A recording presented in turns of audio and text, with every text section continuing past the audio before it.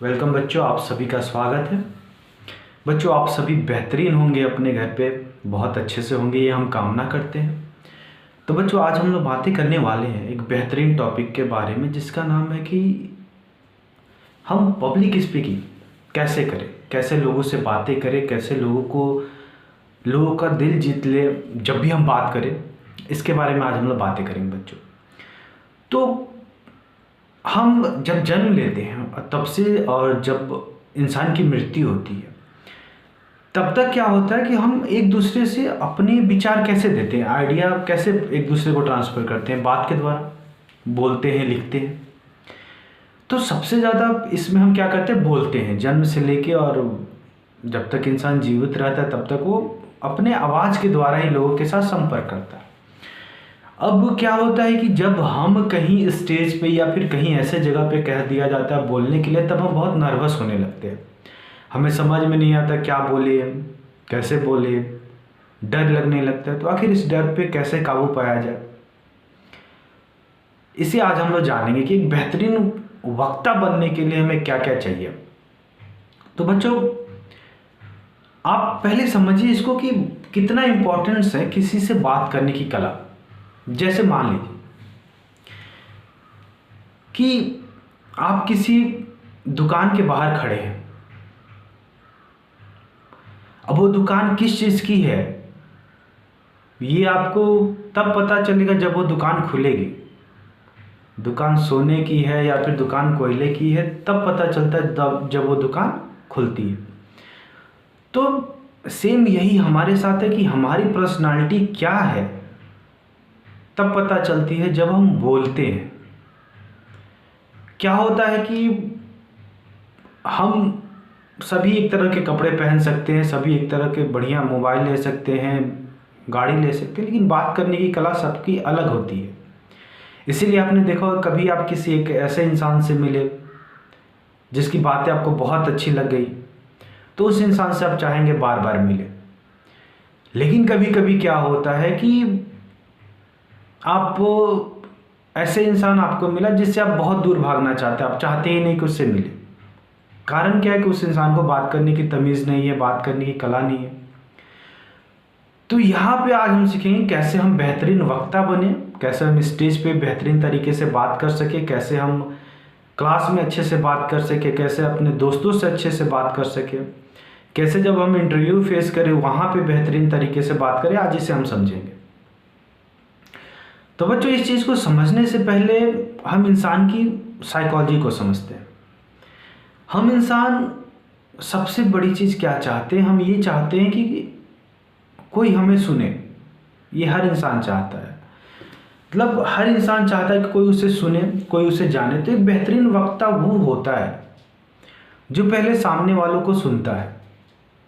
अगर आप ये लगता है कि हमें सब कुछ पता है, हमें सुनने की ज़रूरत ही नहीं है, तो फिर क्या होगा कि आप बेहतरीन वक्ता कभी नहीं बन पाएंगे। क्योंकि वक्ता बनने से पहले क्या होता है, अगर आपको स्पीकर बनना है तो सबसे पहले आपको सुनना पड़ेगा, लिसनर बनना पड़ेगा, गुड लिसनर, तभी आप बेहतरीन वक्ता बन सकते हैं। तो इंसान का नेचर ये होता है कि हम चाहते हैं कि कोई हमें सुने।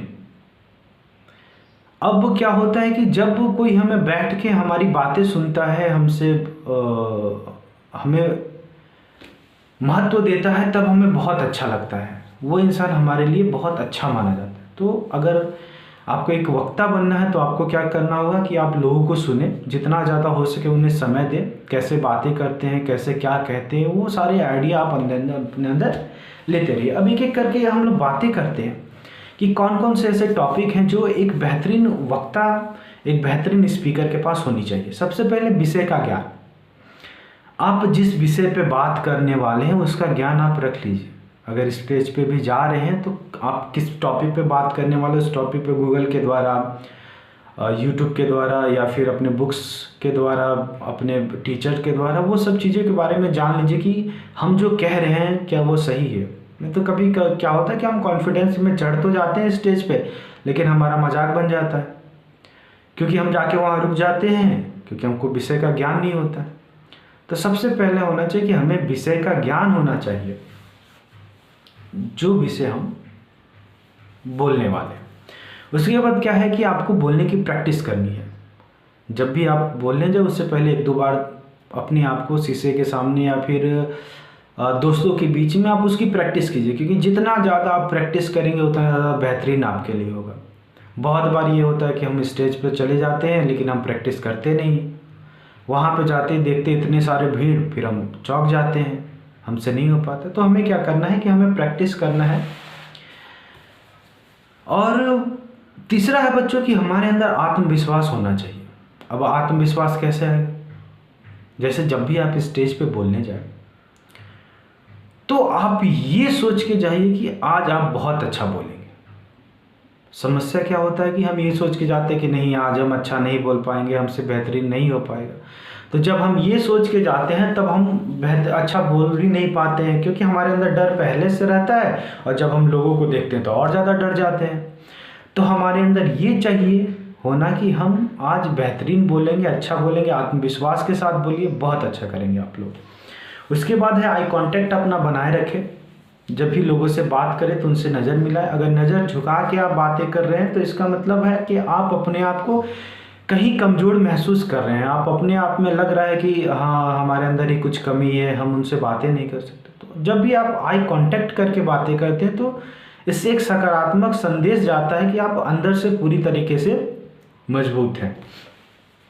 हाँ, उसके बाद है बच्चों की साधारण शब्दों का यूज करें। बहुत बार होता है कि हम हिंदी में बहुत कठिन कठिन शब्द जान जाते हैं, लिख लेते हैं और उसको बोलते हैं जो सामने वाले को समझ ही में नहीं आता। तो हमको जहाँ जाना है, जहाँ हम जा रहे हैं बात करने, हमको उसी लैंग्वेज में बात करना है। देखेंगे कभी कभी जब हमारे प्रधानमंत्री जी कहीं जाते हैं, अगर बिहार में गए तो भोजपुरी में बात करेंगे, क्या हाल है, कैसे हो। अगर महाराष्ट्र में गए तो वहाँ के लैंग्वेज में बात करेंगे, मराठी में। तो क्या होता है कि जब हम लोकल लैंग्वेज में बात करते हैं लोग हमसे प्रभावित होते हैं। तो हमें वो छोटे छोटे शब्द रखने हैं जिससे क्या हो कि लोग प्रभावित हो, वो समझे आपकी बातों को, आप कहना क्या चाहते हैं। अगर गांव में जाके अगर आप इंग्लिश में सब चीज़ें समझाएंगे तो बहुत ज़्यादा लोग आपको नहीं समझेंगे, नहीं जानेंगे कि आखिर कहना क्या चाह रहा है। तो आपको क्या है, सरल शब्दों का यूज़ करना है। ऊपर से उसी में एक टॉपिक ये है कि हमें ऑडियंस को भी जानना है कि हम जिनके सामने बोल रहे हैं आखिर उनकी इच्छा क्या है, वो क्या चाहते हैं, क्या इस समय उनकी ज़रूरत है। अगर बच्चे हैं जो जॉब के लिए कह रहे हैं आपसे कि हमें जॉब चाहिए, अगर वहाँ पे आप ये कहते कि नहीं ये ज्ञान की किताब है, ये ऐसा है, वो ऐसा, तो आपकी बातें नहीं सुनेंगे। अगर कोई बच्चा भूखा है तो सबसे पहले उसको खाना चाहिए, उसके बाद वो चीज़ें वो सुने। उसके बाद है आवाज़ का सही रहना। आपकी जो आवाज़ हो वो ऐसी रहनी चाहिए कि एकदम बहुत ज़्यादा तेज़ भी ना हो, बहुत ज़्यादा कम भी ना हो, क्योंकि अगर बहुत ज़्यादा तेज़ है तब भी अच्छी नहीं माना जाता, और बहुत कम है तो माना जाता है कि वो डरा हुआ है, सहमा हुआ है। तो आवाज़ ऐसी होनी चाहिए कि आखिरी इंसान तक वो चली जाए आपकी आवाज़। स्पीच, उसके बाद अगला टॉपिक है बच्चों की स्पीच। हमें बिना देखे ही बोलना अच्छा होता है। अगर आप देख के पढ़ेंगे तो सामने वाला जो ऑडियंस है वो कहेगा एक काम कीजिए, आप जो देख के पढ़ रहे हैं ये हमें प्रिंट आउट करके दे दीजिए, हम इसको अपने घर पे पढ़ लेंगे, यहाँ पे क्यों आए आपका सुनने के लिए। तो एक बेहतरीन जो प्रवक्ता होता है वो कभी भी कोशिश करता है कि देख के ना बोले। अगर कोई छोटी मोटी डाटा है या फिर कुछ अगर उस तरह से बताना तो आप देख सकते हैं, लेकिन कोशिश यही करना है कि देख के ना बोले, अपने से खुद बोले। और यहाँ पे क्या है कि जल्दीबाजी ना करें, बहुत आराम से अपना पूरा समय लेना है। बहुत जल्दी जल्दी बोलने पे भी चीज़ें गड़बड़ होने लगती हैं, तो जल्दीबाजी नहीं करना है। उसके बाद क्या करना है कि अपने बॉडी लैंग्वेज को, अगला टॉपिक है कि अपने बॉडी लैंग्वेज को ऐसा रखना है कि जिससे आपकी कॉन्फिडेंस झलके। ऐसा ना हो कि आपको लगे अरे तो खुद डरा हुआ है, खुद सहमा हुआ है। तो कॉन्फिडेंस झलके ये आपको अपने बॉडी लैंग्वेज में दिखाना है। उसके बाद क्या है बच्चों कि कभी कभी क्या होता है कि जब हम बातें करते हैं तो कुछ हमारे दोस्त कोई जान पहचान के या फिर नहीं जान पहचान के भी हल्ला हो हल्ला करेंगे। तो वहाँ पे अपना संयम बना के रखना है, अपना आपा नहीं खोना है, अपना अपना स्पीच देना है बेहतरीन तरीके से। क्योंकि कभी क्या होता है कि कोई, जैसे हम स्पीच देने आए, कुछ लोग उठ के जाने लगे, तो हम 2-3 लोगों के लिए क्या होता है कि वहाँ पे अगर 100 लोग बैठे हैं, उसमें से 2-3 लोग जा रहे हैं, तो बाकी जो आपका 98 लोग हैं उनका हम क्या होता है समय बर्बाद करते। तो जो 2-3 लोग जा रहे हैं जो हल्ला कर, उन पर बहुत ज़्यादा ध्यान नहीं देना है, संयम के साथ अपना स्पीच देना है। उसके बाद क्या करना है बच्चों कि लास्ट जब आए आप अंत करें तो कुछ ऐसे शब्दों का प्रयोग करें, कुछ ऐसे कविताओं का प्रयोग करें क्योंकि इंसान को वो याद रहे। क्या होता है कि आखिरी जो हम पढ़ते हैं, साइकोलॉजी में ये चीज़ें पता चली हैं कि जब हम जो आखिरी शब्द जो सुनते हैं वो हमें बहुत लंबे समय तक याद रहती है। तो लर्निंग में भी ये काम आता है। तो हमें क्या करना है कि कुछ ऐसे शब्दों का प्रयोग करना है आखिरी में जो बहुत पावरफुल हो और लोगों को दिल में लगे कि हाँ आपने बहुत बेहतरीन बोला है। और कहा भी जाता है अंत भला तो सब भला। तो बच्चों ये होते हैं एक बेहतरीन स्पीकर के गुण। आप जब भी जाइए इसका ज़रूर प्रैक्टिस कीजिए, आपके लिए बहुत अच्छा होगा बच्चों। तो बच्चों किसी भी तरह की समस्या हो तो आप हमें बताइए, हमें कॉल कीजिए, और आप अपने घर पे बहुत अच्छे से रहिए, क्लासेस कीजिए। हम सभी आपके साथ हैं बच्चों। फिर हम लोग मिलेंगे।